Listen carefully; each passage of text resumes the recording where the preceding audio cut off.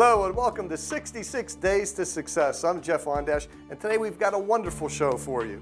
If you're going out there trying to achieve your goals, trying to quit an addiction of some sort, whatever you're attempting to do, you're going to really like today because we've got some help for you. If you're hitting some speed bumps and you're having some problems getting to where you want to be, we're going to talk to a hypnotherapist and somebody that's really good at NLP. I'm not going to tell you what that is because I'm not the expert on that. They are. Sue Deutschlander is, well, they call her Reiki Sue. She's a wonderful lady. She's a hypnotist, and she can help you with hypnotherapy and Reiki. And those are two wonderful things to help you get past whatever little speed bumps you're hitting on the way to achieving your goal. We're also going to talk to Master Sam Naples, and he's going to talk about NLP, which is another form of helping you get through some of the obstacles you might be getting through right now. So sit back and relax and enjoy this episode of 66 Days to Success. You're really going to enjoy these two interviews. Sit back, have some fun.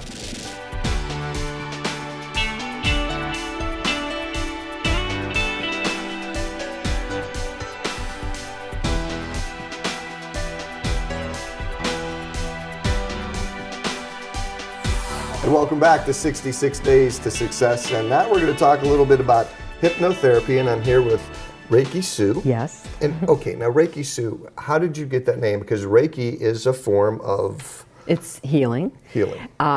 It was one of my clients, and she started singing the song Peggy Sue. Instead, she substituted the words Reiki Sue. Reiki Sue's going to do it for you, just this whole big thing. And it just stuck. It's just a nickname that stuck. But what is Reiki?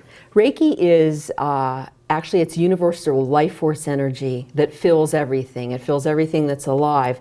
And it comes from our Creator. It comes from God, which I know it is the Holy Spirit. That's what I work with when I work with clients. And it's a life force energy that has healing abilities. It also has abilities to bring peace and serenity to the client. And the interesting thing is, we have that inside of our bodies already. And what it does is it helps to unlock it and let it flow, much like acupuncture does. Acupuncture allows the life force energy to flow through the body more continually, and that's similar to what Reiki does. And what kind of settings, like if someone's suffering from chronic migraines or things like that, is that what you're talking about? I've treated a lot of people with things like that. Anywhere where, anytime where something is interrupting your quality of life, that is a good thing to come for Reiki, for. Alrighty, so now we're going to talk about the meat and bones of why we're here today, is hypnotherapy. Our show is built on goals, on people trying to accomplish something, whether it be weight loss, writing a book, learning an instrument, whatever their life goal is, they're out there, they're trying to do it. For some reasons, we know that it's documented, and that's why we call this 66 Days to Success. In the first 66 days, you're going to fail so many times, and it takes you that long, a person that long, to develop a habit in their body to where it becomes second nature, and it becomes a lot easier for you on that diet or whatever you're doing to accomplish that goal. So one of the things we've not covered, sort of, is hypnotherapy. We tried it once, but it didn't go as planned. But let's talk about it, because this is a very serious thing, and it does actually work. And let's just clear the elephant out of the room right now with the first question. Mm-hmm. A lot of hypnotherapists get bad reps because you'll see a comedian come through town, and he's a comedian / hypnotist that's going to make somebody come up on stage and cluck like a duck. Mm-hmm. So let's just talk about that and get rid of that, because that is not what hypnosis is truly about. Right, it's truly a myth. It's, those stage acts were built upon the fact that the person on stage will sort of search the audience and find the people who are reacting to his every joke. People that really just sort of want to be on stage themselves. And you can talk anybody into doing anything, in that kind of a setting. So that's really who they play to. And so then they come up on stage and they get to do the thing that they've been wanting to do, is to show off and to impress people with their chicken skills, I guess. So That's the best way I can explain it. But it's something that's detrimental to to my business because you know, some people equate it with that, and it's absolutely the opposite of what we do. And really, it's not true and it's not fair, because people are really, there might be, hypnotherapy might be very good for them, and they're not going to give that opportunity because Right. they're going to have this preconceived notion that, you know, that it's not real, that Exactly. it's all false. And unfortunately, there's also some other people that might not be very qualified to do this. You really need to know what you're doing Right. to do it. You Right. talked about, I don't know if you want to mention the doctor's name, but you talked about a very Sure. famous doctor in this area Yeah. that did some amazing things with this. Dr. Simon Chisone, he was a hypnotherapy pioneer in this area. He wrote books about it, and he would actually perform C-sections under hypnosis with no anesthesia whatsoever. In fact, I had one of his surgical nurses come to me for an issue, and she said, I know this works because I was in the surgery room with him, and all he's doing is talking to this woman. You know, she had been to him prior to her day of surgery, and she said, you know, there he is cutting her open, and there's no blood. There's no pain. She's just calmly talking to him while he's, you know, inside of her getting this baby out of her. And she said, that's how I know it works. So that was pretty amazing. Well, I'm not going to let that happen to me, because Okay, I'm not good. having a C-section, so we don't have to worry about that. So how does hypnotherapy work? The subconscious mind is something that is inside of everyone, and I know that as I refer to that as, you know, the higher self. It's an intelligent force inside of all of us that perform autonomic functions in the body. It helps with digestion, circulation, you know, blood clotting. It's smart, and it's always awake. And so the subconscious mind works for you. It's constantly working for you inside of you. But what happens is it can get polluted. And so it can get polluted by doing something in a relaxed state over and over again that's pleasurable. Like, you know how some people say, oh, I get a hold of a bag of chips and I just can't eat one, or I can't eat two. I just eat the whole thing, and I'm not even aware of the 7th or 8th potato chip I've had. So that's sort of proof of what I'm talking about. It's almost like the subconscious will absorb that and say, okay, all right, that's what we're going to do now. And it actually works against you that way. So what hypnotherapy does is we relax you to get in there, because that's what it takes to get in there. And then we sort of clean things up. We replace the files that you've put in there, you know, mistakenly. And How does it feel for one to be under hypnosis? Are they conscious? Are they asleep? They're not asleep. It's actually touches into one of the brain states that's called theta, where the brain waves are 5 to 8 cycles per second. And what happens in that state is that the personality relaxes, the body gets heavy, and you're in that state twice a day anyway, right before you go to sleep, you know, where you sort of just start to drift, but you're still awake, you're still conscious. And then again, when you wake up in the morning and you haven't started thinking about everything and worrying yourself about things, that it's almost like a dreamlike state. And it's a state that actually gives us access into that beautiful world of the subconscious within, where we can put positive information in there, and then therefore it'll start to work for you, not against you. When I started talking about setting the goals and failing, and in that first 66 days when you fail so many times, people then quit. And they don't go back to it because of it just happens. You know, Right. you'll go back to smoking that cigarette or having that beer or eating It's more the devil potato that you chips. know, right. So when hypnotherapy is an option that's out there, what are some of the things that people will come to you for hypnosis? I get a lot of people that want to stop smoking, and that is something that I've really had a lot of success with. A lot of people come to me for pain management, pre-surgical type situations, post-surgery, pain, goal setting. You know, they just feel like they're not as inspired as they want to be. and that's where I can really help people. And the perfect patient is someone who is motivated and really wants a change, but they just need that extra push. That's where I'm really good, because once you leave my office, you have to get in there. You have to. I'm not going to be the only one fighting for you. You have to help me. You're not going to make all of a sudden when they leave, they're not going to know how to play that guitar. They have to come and practice, but right. You might be the impetus to help them to get there. Exactly. How long does a session usually last? I usually do a pretty long intake with people, so I talk to them for at least a half hour, and then I'll do the hypnotherapy session about 45 minutes. So they're usually with me an hour and 15 minutes, an hour and a half. And sometimes people just like to talk about their experiences, and it really does tie in with what we're doing. And so I just like to get to know them. Is this in any way some sort of mind control, especially today with all the technology we have? We hear so much about Big Brother. Mm-hmm. Is this any form of mind control whatsoever? Absolutely not, because the subconscious mind is intelligent, and it does what's beneficial to you. And so no one has that power to be able to plant thoughts in you so that you can do something that's harmful to yourself. I saw that on the X-Files last night, so it is true. It does happen. Yeah, everything on TV is true. That's You're right. And on the internet. And on the internet. But, the subconscious mind wants to be, helpful to you. It was placed there by our Creator, and it's extremely intelligent.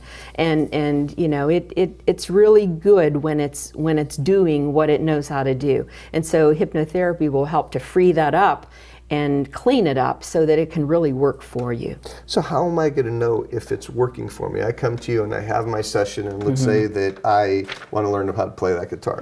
And how will I know, am I going to know, wow, that really worked? Is it a subconscious thing? How will I know it's working? Actually, it's subconscious, but you will start to see conscious results.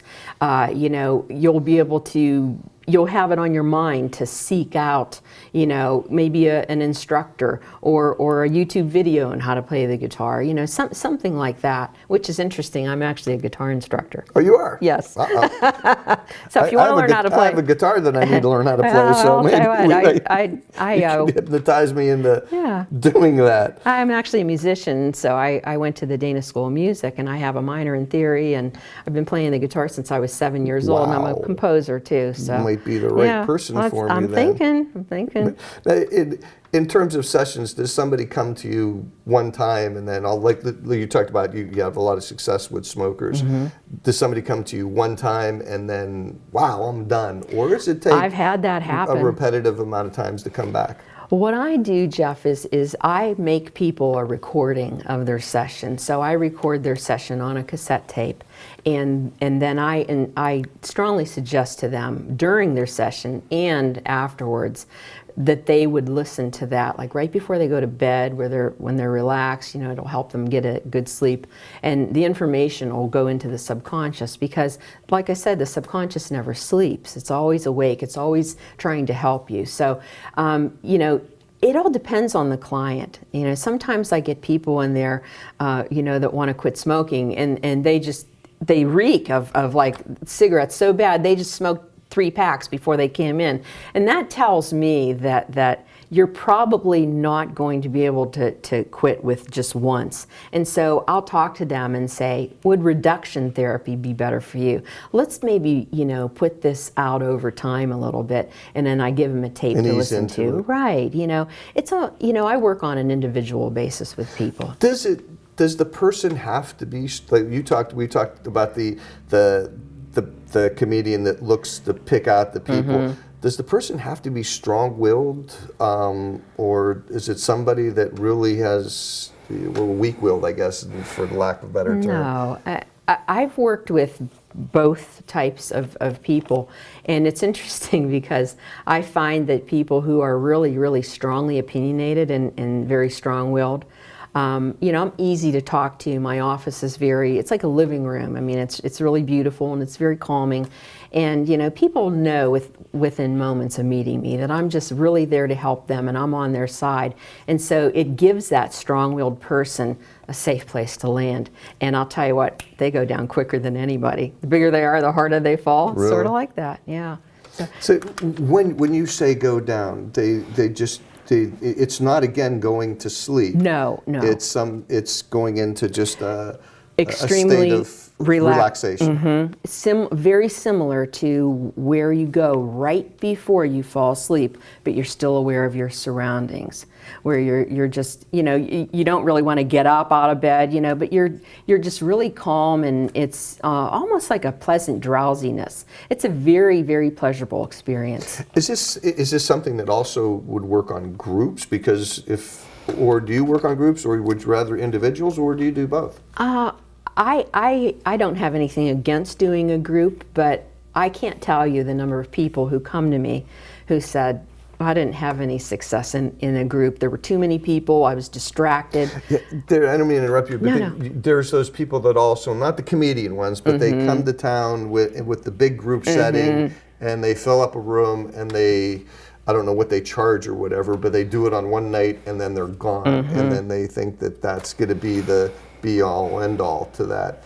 So that's not really a good form of hypnotherapy. That's not what I do. That doesn't seem to work for me. I've never actually tried that, but I have a lot of people who come to me as clients and say, oh, the group thing just didn't work for me. I mean, a high number. So, I mean, I think that there are some people who do benefit from that, and when they're, we're in that setting, they're ready, something clicks for them, and they're good to go, but it's a very small percentage. What if somebody has gone to a hypnotherapist in the past and it hasn't worked, and they've had a bad experience? What would you say to them to possibly give it another chance to I would just say that you weren't with the right person. You weren't with somebody who made you feel safe and that you trusted their skills, because that's 90% of this. If you truly believe that you're safe in my care, and that I really, really want you to be free and happy, and that's my motto. I just want people to be free and happy, because that's the way they were created, And again, our show is all about helping people to achieve that goal, to live a better life, to do something that they've wanted to do, but they keep putting off for whatever reason, that life gets in the way. Raising a family, you've had to work too many shifts, so you couldn't do the thing that you wanted to do to get back in shape, or whatever the goal is. So you go ahead and look in that camera and tell people exactly what hypnotherapy and you as a hypnotherapist can do for them to help them if they're struggling and if they've failed a couple times, and how hypnotherapy could help them get over the hump. Right. I would just say that, you have every right in the world to be a free person, and to be free of vices and things that hold you back from life. And I'm somebody that really cares about people. That's what my clients say. I felt really safe with you. I trusted you. I have a high skill set, and I don't use scripts with people either. I tune into who they are. I get the information from them verbally and non-verbally. And I'm just really here to help people to live a better life, and that's what I dedicate my life to, and that's where I stand. And your information to get in touch with Reiki Sue is down here, her phone number and email address, and they can get in touch with you that way, and you can talk about the cost of a session with them and how they can meet up with you. Whether they come to see you, do you go see them, or people come to my office. It's at Shine on West Boulevard in Boardman, and you have a real beautiful room, and so we come in there, and you just talk to me and just tell me what's going on, and I search my brain, and I can usually find a formula that's right for you, so that I can truly help you. One more thing before we end this segment, because we have another one to do with Master Sam Naples. Some people have fears. And fears are big things. They could be afraid of spiders, they could be afraid of heights, and I know that hypnotherapy really helps a lot with overcoming fears. Is that something that you also work with? Yes, it is. Traditional hypnotherapy is good for absolving fears, and I also have a specialization, and it's called FET, which is fear elimination therapy. and it's actually an eye movement therapy. It's similar to a combination lock, where someone will come in and they'll start talking about what they're afraid of, and their eyes do sort of a REM pattern, and then their eyes will stick in a certain spot. And then from my training, I know that when their eyes stick in that certain spot, I know what part of the brain has been present during the trauma. And that's the part of the brain where that memory is stored of the fear. So, because, fears come from me experiencing something and having a bad experience and never wanting to experience that again. So the brain's actually trying to help you not to experience that again by giving you a warning sign, not to go near that again. But, we can't live our lives in fear. Fear's a mechanism that keeps us safe. It's not a mechanism that we're supposed to live in. And that's where a lot of anxiety comes from with people. And so, I watch where their eyes go, and then I know how to sort of unwind that from that part of the brain and bring it out. And I do a lot of talk therapy with people, also along with that therapeutic technique, and I've had a lot of success with that. Give us just one. You don't have to mention a name. Oh, but that's just give okay. us, No, give I us wouldn't. one or two success stories from the fear and also from just regular hypnosis. Okay. Since we're talking about the fear elimination therapy, a woman came to me who is a very, very highly successful, very strong person, and she started having driving anxiety, where especially if she would go into a construction zone or where there were cones around, or maybe a crane and a bridge. I mean, there were all kinds of triggers for her, and she would actually start physically shaking, and she wouldn't be able to control the car. And her safety was That's not good. Not at all. And her personality didn't fit that at all. And so, we talked about that and did the eye movement therapy. And, come to find out that it really wasn't that she was afraid of. There was something else in her life that gave her a high level of fear, and that just set it off. And so we were able to get her back on the road again, and just like she had never had that fear in the first place. Wow. So, then how about regular hypnotherapy with weight loss or smoking or somebody setting a goal and just couldn't do it? Have you dealt with people like that? I have. I had a lady come to me probably 10 years ago or so. She was very fearful because she had to have a hip replacement surgery. Actually, she needed both hips replaced. And, she was afraid to leave her cat. She was afraid of the IV. I mean, she was afraid of, things that were going to go along with the surgery. And so we worked on that, but then she had a friend who had a knee replacement done, and he worked with a hypnotherapist before the knee replacement, and he really didn't have much pain after he got out of surgery. And she asked me, do you think that's possible? And I said, do you think that's possible? And sure enough, we did it. We did it twice. And wow. I do have a video on YouTube with her. If you Google hip replacement with no post-op medication, it's on there. And so, she came out of her first hip surgery. And that's a very painful surgery. It's violent. It's like getting hit by a car, And she had no discomfort, no pain. She didn't need an aspirin, anything like that. Because what we did during her sessions, we actually simulated her surgery so that her mind and her body were going to get ready, and they already experienced what she was going to experience when she was under the anesthesia. And we also, most importantly, got her endorphin system to wake up and to take cues from her so that it would eat up the pain. And that's exactly what happened. And her doctor in Pittsburgh was just amazed. I mean, I've never seen anything like this. It was a fluke. It'll never happen again. So 8 months later, when she had the other hip done, she actually needed reconstructive surgery along with the replacement. Wow. And she had no drugs afterwards at all. She said, it's not that I refused them, I didn't need them. So I mean, those are some powerful things. And not everybody was going to have that result, but she wanted to prove to herself that she could do this, and she did. So the desire was there. So that's who I work with, is people that really desire, to make a change. And then, the chemistry, we can make it happen. All right. Reiki Sue? Yes. Thank you very much for coming in Thank and you. helping out. If you would like to get in touch with her, you have her phone number and her email. Give her a call. She's you really, really seem like you know what you're talking about, and you're giving hypnotherapy a good name. Thank you. And give her a call if you're having that little bit of that situation where you just need a little bit of help. There's nothing wrong with that. Asking for help. That's a good thing actually, because not asking for help is a bad thing. That is. So give her a call. Maybe she could be that little impetus to get you past that 66 days and well on your way to achieving your goal.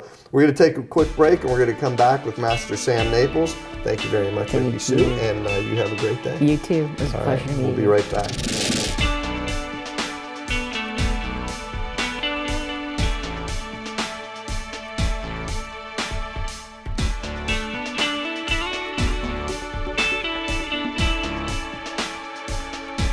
And we're back to 66 Days of Success. Hope you learned something from Reiki Sue, but that was really a great interview, and it taught me a lot about hypnosis and how it can help us. And remember, it's good to go and ask for help if we need that little extra push. And she would really, really be somebody to call. And I'm sitting here now next to Master Sam Naples, and this is another great guy you might want to call. Sam, let's take a step backwards before we get into hypnosis and the NLP that we're going to talk to you about. Right. You started out in karate years and years ago, so that's a very, very strong discipline. Correct. And that's helped you to go off into other different areas in your life. So before we go into the hypnosis and NLP, how did you get started in martial arts? You know what, I was 12 years old and had like no self-confidence. And I was a big husky kid and played football, but really didn't have any heart. I mean, I didn't put out, I could have been way better. And I wanted to change, but I didn't know how. And you would see all those ads in comic books, remember, with the guy with the mask on, and I'll teach you 12 ways to kill somebody. And so I was the little skinny guy on right, the beach there. That was me. Right. So I have the same thing, except I was chunky. But so that got me interested in it. And because I was, heavier, I thought I wanted to do jiu-jitsu or judo, because that's kind of, roll around on the ground. I thought that would be better for me. And so I joined the Y. And then met Grandmaster Chun, and then there was no turning back after that. He was just amazing, and I wanted to be like him. People don't realize how influential and big he was worldwide, not just in Youngstown, Ohio. Right, right. So you got to learn under one of the right. The greats. It's really a fluke that he ended up in Youngstown, and we are so lucky that he was here for the time he was here. So you went up the ranks, you started through the belts, became a black belt, and then you got into your own school. Yes. And and actually, that kind of led me into NLP. I was struggling financially, and at the time I was teaching a lot of really successful people. And I remember one night karate, right? And I remember I'm sitting in my office one night, and I'm like frustrated because I can't pay my bills, and I thought, maybe I should just ask one of these guys to give me a job. And I'll teach karate for, free in some church basement or as a hobby a couple days a week and do something else. And, synchronistically, I got a magazine in the mail the next day it's a martial arts business magazine. And I went, I never heard of martial arts business, and started, reading and going to seminars. And one of the principles that I've always had is that success leaves clues. Right, so if you want to learn how to do something, there's somebody out there that's figured out how to do it. And it's easier to just go find them than it is to try to reinvent the wheel. Right, don't make the mistakes that they've already made. If you can get to that path quicker, right, and go through them. All the successful people in the martial arts had done Tony Robbins. And so I didn't know much about, what's this Tony Robbins guy, but I knew all the big school owners, all the really successful people had gone to him. So, and I think it was in fact, I'm sure it was 97, February, I went to Tony Robbins' seminar in New Jersey, and you walk across hot burning coals and did the whole thing. And, he calls it now neuroassociative conditioning, and he's changed it a little bit, but essentially was NLP. And so it's like, I want to learn to do this. And so then I found out who the founders were, and didn't know that guy was still teaching, but his name is Dr. Richard Bandler. And then I went and studied with him in Florida a few years later, and that's kind of how I ended up in that. But it was really about how to make my karate school more successful that led me in that direction. Into NLP. So we talked a little bit with Reiki Sue about Reiki Sue, excuse me, right. about hypnotherapy, and she seems to be a very, very qualified, knowledgeable lady in if I could hypnosis. Throw in a testimonial too, I went to her and learned level 1 Reiki. She's also an amazing Reiki teacher. So if you go to her a few times and she helps you and you'd like to learn how to do that for yourself, she's qualified. She's a master teacher, and she can teach you Reiki also. So I'm gonna give her a shot, because I get massive migraines that I just get on a weekly basis that I've got to find some way of getting rid of. So I'm going to give her a shot at that and see how that works. She's the best, absolutely. But we talked with her in length about hypnotherapy, and right. you were in the room, you got to listen to it. But you do something called NLP. Right. Now, how does NLP differ from hypnotherapy? Okay, so... And remember what we're doing. You know, we're trying to help get that person that's struggling along with their goal to get to that next point, to get over that hump of failure, to achieve it. So right. One of the things that Dr. Bandler, who's my teacher and the founder of NLP, always said was that people think that hypnosis and NLP is about controlling people, and it's really about giving them control over themselves. And so we say that NLP is a handbook for your brain. Like, we have this subconscious mind, and we don't have any idea how it works or how to use it or how to control it.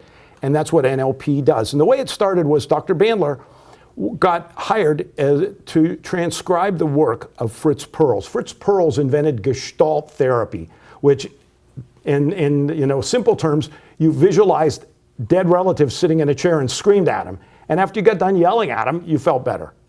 And that's kind of simplistic, but that's the essence of what Gestalt was. And so he was doing all these transcripts, and he noticed that the language patterns of Dr. Perls, when he was able to help somebody, were always identical. He always used the same kind of language when he helped people. Dr. Bandler also was friends with a woman named Virginia Satir, who started really group therapy. And he used to drive her around, and she would take him into all these mental institutions. And he noticed that when she was able to help people, she used the same language patterns. And so NLP, which means linguistic programming, is the study of how language affects both the mind of the person listening and also the person speaking, right? My language makes me feel certain ways, and my language makes you feel certain ways. And so they're studying Perls and Satir, and they're noticing that they use these particular language patterns. And then they met the anthropologist Gregory Bateson. And Gregory Bateson said, you guys need to go meet Milton Erickson. He's the founder of the American Society of Clinical Hypnosis. And Sue mentioned Dr. Chisone. Chisone and Erickson were best buddies. But anyway, so they went and met Erickson, and that brought the hypnosis element into neurolinguistic programming. So it's kind of a combination of the work of Perls, Erickson, and Satir, right? And I know that's all confusing, and then they kind of went in their own direction. So basically what NLP does is we say that for every behavior that you have, there's a strategy. And in NLP, we work with behaviors. And so you know whether it's worked or not if the behavior is different. Now, we also define behaviors as feelings. So it's like if I see something and then I feel bad, that's a behavior. And so if I see something and don't want to feel bad, then we can work with that behavior to make it cause you to feel differently. Is this something you could help people, like with her, with Reiki Sue, we talked about smokers, so we'll use that for an example. Right. Can someone who is having difficulty quitting smoking and wants to quit, having that problem, is that something that you're able to, through NLP, help them get through? And how would you do that? So in NLP, okay, so this is like an analogy I use a lot of times. Somebody will come in and say, I'm depressed. So now a psychologist says, why are you depressed? In NLP, we want to know, how do you get depressed? What's your formula? So somebody will come in and they'll go, I don't know, I'm just depressed. Now, what they did was when they looked up to the left, they saw an image, there was a memory, a visual memory. They saw something, and then their eyes went down and they heard something they heard before. And then their eyes went down to here and they said something to themselves, and then that creates the feeling of depression. And we call that a strategy. It's their formula for creating depression. So maybe, they saw themselves strike out playing baseball as a 6-year-old. And then they heard their father say, "You're never going to amount to anything." And then they said to themselves, "Dad's always been right." And then that causes them to feel bad. So they've got this formula. And so they ask a girl out, and the girl says, "I just kind of see you as a friend." And then they see that picture in their head, and that leads them to feeling depressed. So we find out what's the formula that makes the person want to smoke. And then once we know what their pattern is for going into that desire to smoke, then we change the pattern. We interrupt it. And that's the basis of NLP. That's essentially what NLP is. Is this something that you do over a series of sessions? Is it one session or is it multiple sessions? I like to do 3. And it's kind of like we'll try something, and then how's that working? If the first session works, they don't need to come back. But it's kind of like, let's try it and then see does it work, and then try it again and see does it work. And so I like 3 sessions, but that's just me. In our program, we talk a lot about goals and people doing many, many things, whatever their goal is that they're aspiring to achieve. And being you have a martial arts background, confidence is a very, very big thing. Right. And especially even when you're trying to quit an addiction, right. Confidence. It seems people have a low self-esteem or a low self-confidence level there. Is that somewhere and somehow that NLP could help to raise that within a person? We all have it. I think we all have it within ourselves to do it on our own. But yes. For some reason we can't. Right. Because we'd all be perfect if we could. Right. But for some reason, things get in the way, always, of stopping us of getting to that point of achievement. Right. So is confidence a huge deterrent into keeping people from achieving goals? Well, so like with confidence, what we would do is we first start off and say, okay, tell me something that you're confident doing, right? Find something that they're confident in. It's like, oh, I know I can open a can of beans. And then we assess, what's it feel like to be confident? And what do you look like in that picture when you're confident? What's the look on your face when you're confident? Where do you feel confidence in your body? And then we take the thing that they're unconfident about and we plug it into that image. So, like, I'll ask somebody, to remember a time when they're confident, and they'll look at a specific place in front of them. And actually, in their mind's eye, they're seeing an image of something. And in fact, when I studied, I got a degree in psychology, just not a bachelor's degree, but in psychology, they never defined what thinking is. And thinking is seeing pictures in your mind and talking to yourself.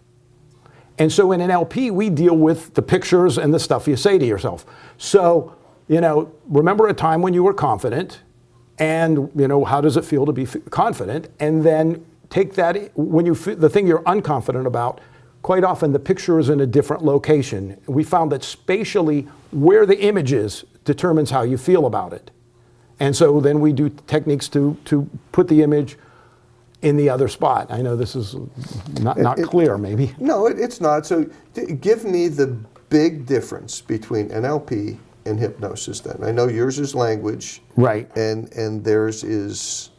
And hypnosis is a little bit different in the terms of getting into your subconscious. So, the big difference is I want to find out what's your strategy. Okay, so let's play just for a little bit, okay? I want you to think of a time when you were really, really happy, a specific time. This is on the spot, but right? Okay. Okay, so you got a time when you were really happy? Yeah. Okay, now, that image that you just remembered, is it black and white or color? Color. Okay. Did you notice how your eyes went up that way? Yeah. Good. And now, is it a movie or a still picture? It was a still picture. Right, and you keep looking at the same place. Yeah. Is there a border around that picture? No. No border, okay. And how far is the image from you? Very close. Very close. Are you in it, or are you looking through your? So you're looking. You can see yourself. Or I mean, you're looking through your eyes. It was a picture of something else. Right. Okay. So now, take that image, and make it black and white. How's that change the feeling? Does it feel you're just as happy with it as a black and white picture? Yeah, because that picture makes me happy. Okay. Make it smaller. Make it half as big. Okay, not as happy. Okay. Now, take the picture and make it the size of a postage stamp and push it way back over by the wall. Okay. And how's that change it? Do you even how your voice went? Okay. Yeah. Right? Yeah, totally changes it, right? So can't see it because the image is what made me happy. those are called submodalities. And so now bring it back and put it in the same place and make it exactly the way it was when you felt good. Yeah. Okay. And now make it a little bit bigger. And does that make it feel better? Yeah. Okay. Make the picture a little bit brighter and crisper. And does that make it feel better? Yeah. Now, where do you feel happiness in your body? Right now? Right. Where's the feeling of happiness? In your face? In your chest? Yeah, pretty much everywhere. Right. Okay. So those are called submodalities.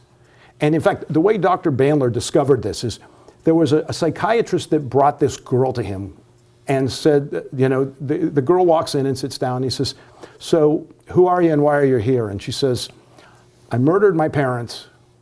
And I'm in prison, and the doctor and 2 armed guards brought me here by airplane. I was in a jumpsuit, and I was shackled and handcuffed. And when we, right before we came here, they let me change clothes. And so then he turns to the psychiatrist and says, who is she? How'd she get here? And the psychiatrist says, we drove here in her parents' car. They were in the front seat, and she and I sat in the back seat. So Dr. Bandler hypnotizes the psychiatrist. And he says, okay, tell me about this image. And so he says, well, the image is here, and it's a color picture, and it's a movie, and it's got a border around it, and talks about all the nuances of that image. So then he wakes the psychiatrist up and hypnotizes the girl. And he says, well, tell me about, the story you told. And she talks about it, and he says, tell me about the story that he told. He says, what's the difference? She says, there's no difference. And he says, okay, put a border around the story that he told. And so in her mind, she imagines a picture frame now around the image. And he goes, now what's different? And she goes, that one's real. So then he went back into her past, and events that actually happened, he had her put a border around the image. And then she was able to determine what's real and what's not. And then they went and did some other things so that she would in the future put borders in her image around what's real. Just like you saw that image of something that made you feel happy and moving it away, took away from the feeling and moving it closer, intensified it. If you played with that image, if you took the border, or you said there was no border. No, not right. What I saw. So put a border around it. And how does that change it? As good as, or not as good? That image, I probably shouldn't use that image. That image makes me happy just seeing it. So, yeah.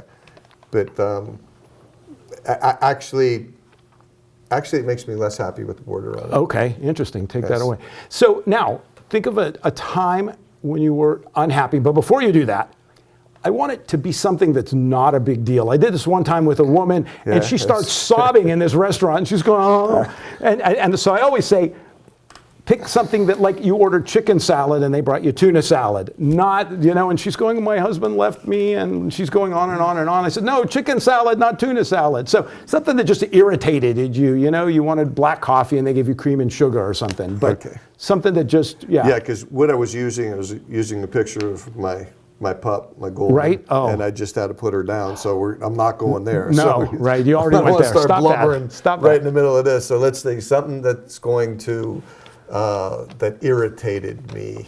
Right. Okay, got it. Okay, and before we go on, though, I want you to notice that when you talked about that, you said, and you motioned that way. And that means that when you're done with something, you push it off to the right. In your mind, you move the picture to the right.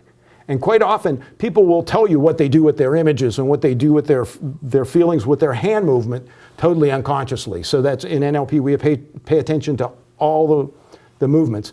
Okay, so you have this thing that like irritated you, makes you a little bit not happy. Yeah. And now, is that one black and white or color? That one was black and white. Interesting. Is it the same size as the other picture, bigger or smaller? Same size. Same size. Border or no border? That one had no border. So both of them have no border? Yeah. Okay, so you don't like borders. Is it closer or further away than the other one? It was actually closer. The unhappy one was closer? The unhappy one was closer, yeah. Okay. And when you feel unhappiness, where do you feel it in your body?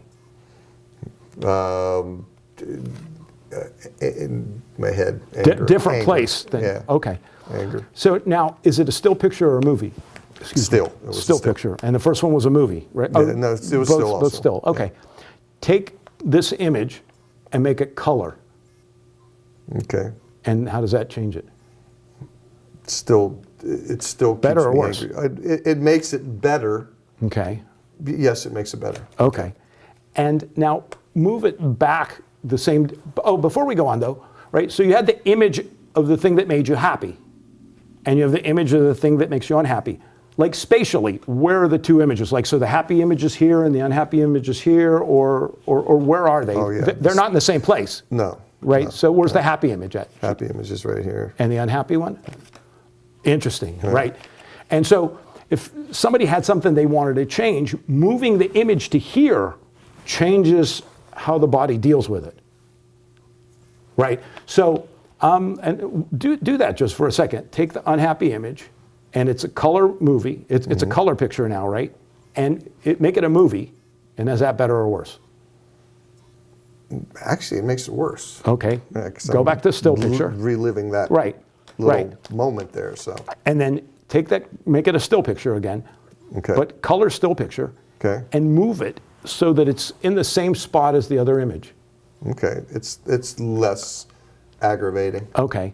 And the same thing, we could take that thing and push it away, and then that would make it less. So these are called submodalities, and that's what we deal with in NLP. And so, we would take the image of something that, makes you feel unconfident, and then we would move it and manipulate it so that when you see that image, it makes you feel confident instead of unconfident. So the same thing that causes you to doubt yourself becomes the thing that makes you feel good about yourself. Does hypnosis or NLP, right, is it something that once you come in and you've had your sessions and you feel like it served its purpose? Right. Like you said, 1 to 3. Right. That's for smoking. Right. Reiki Sue said could be 1, could be a few. Right. No real set thing. But let's say 6 months down the road, is this something that lasts forever, that you never have to go back to?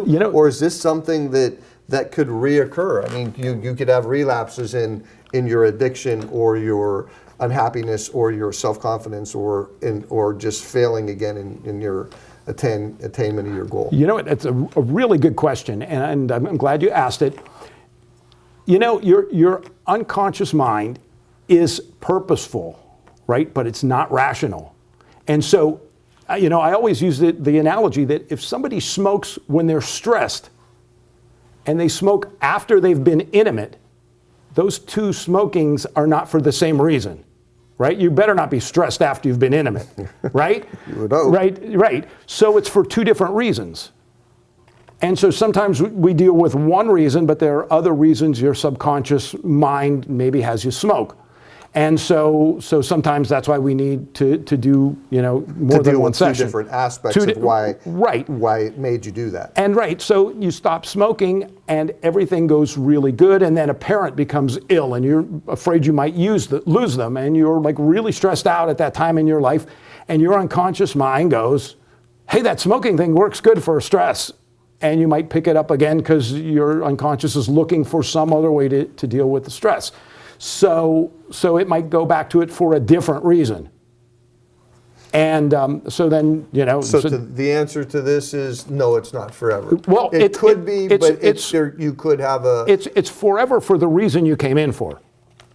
But your unconscious mind could pick up smoking another reason right. Okay. So, yeah, like I say, my parent is on their deathbed, and I'm really anxious. And so... And I didn't ask Reiki Sue this one.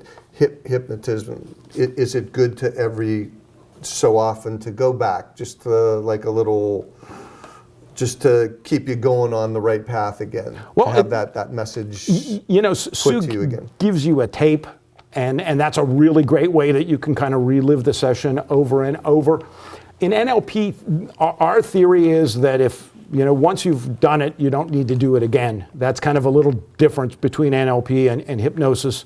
Is she'll make you a tape so you can do the session over and over, and I've had that done, and I find it beneficial. But we don't do that. Our theory is if it's fixed, it's fixed. And like Dr. Bandler, when he works with alcoholics, after they're done, he has the follow-up in a bar, and he'll sit in front of them and drink a martini and watch to see if there's any twitchiness, then he knows that they need to go back and do more. And if they can watch him drink and they have no desire to drink, then he knows that they've hit it. So I guess that's a good way to find out. Right. Baptism by fire. Right. All right, so we've learned a couple of different ways to help you today. Get through those little sticky parts that you might be having in attaining that goal. That there's some reason. We all procrastinate. We all have a reason. Now summer's here, so we've got to take the kids here. We've got yard work to do. We've got something else that always is in the way of getting to the thing that we really want to do, and that's attain our goal. So we've showed you a couple of different things that could help you today: hypnosis and also NLP. And you can get in touch with Sam at his phone number and his email address here, Master Sam Naples, and we already gave you Reiki Sue's information before. But Sam, thank you very much for coming in. And you're still teaching karate, correct? Yes, right. That's like mostly what I'm doing. That's why I still do hypnosis on, if somebody requests it, but I haven't been really pushing that just because I'm teaching 5-6 hours a day now, and so happy. But you're doing one-on-one type karate, correct? Yes, right. Sometimes 2 or 3 people at a time, but yeah, small groups. Always an odd number, so somebody's a partner, so I'm getting hit and they're hitting me and I'm hitting them and having fun. Yeah. And he's a black belt and an extremely one of the greatest teachers in this area. If you want to learn the discipline of martial arts of karate, give Master Sam a call. He's wonderful. I still have the image back when we were younger of you kicking the rim. Right. He would start at the foul line and literally be able to, his toes would touch the top of the basketball rim 10 feet up in the air.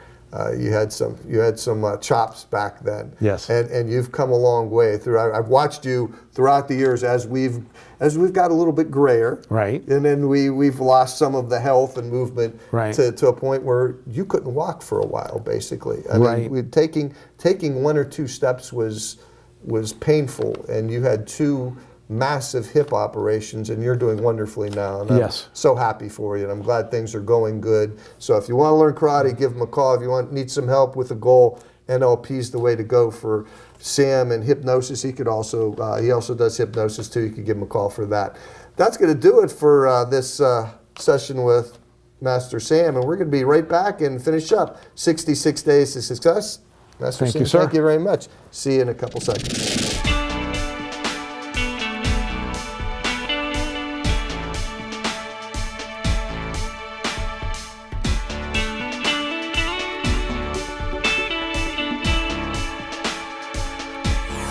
Hi, welcome back. I hope you enjoyed those 2 interviews. They're pretty informative people and great people, 2 very brilliant people and very, very good at what they do. Sue, Reiki Sue, give her a call for hypnotherapy. Master Sam Naples for NLP. They could help you get through those obstacles that you might be hitting on your way to your goal. Don't quit. We all fail many, many, many times on the way, but just get back up. And if you need some help, that's okay. Because asking for help is not a weakness of any sort. Just give them a call, or a friend or a relative, whatever you need to help you get on your way, just whatever, don't quit. Keep going. Give Sue, give Sam a call. They can help you out, and I hope that you're going to have a great month ahead and get closer and closer to achieving your goal. Have a great month, and we'll see you again next month on 66 Days to Success.